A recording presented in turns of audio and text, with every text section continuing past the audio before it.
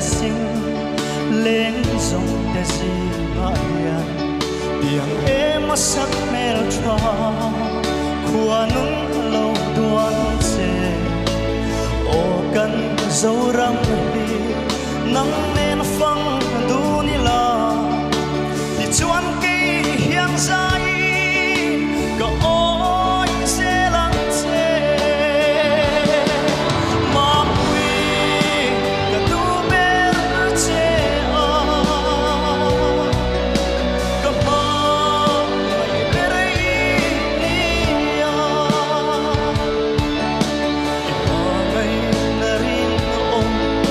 itin lại chuông nghe chu ô mình lan về tổ mày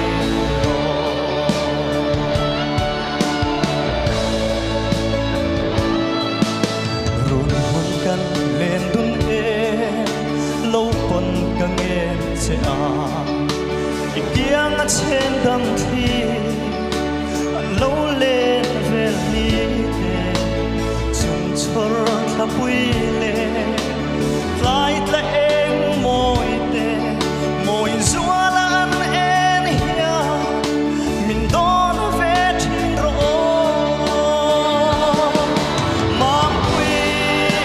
cả tu bên chê cả mà mày bên đây nia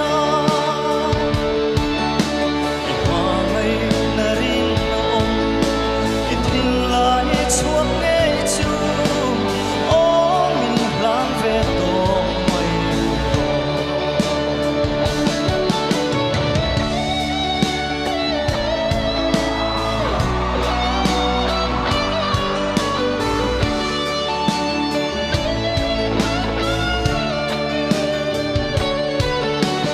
trong cầm trà sâu chua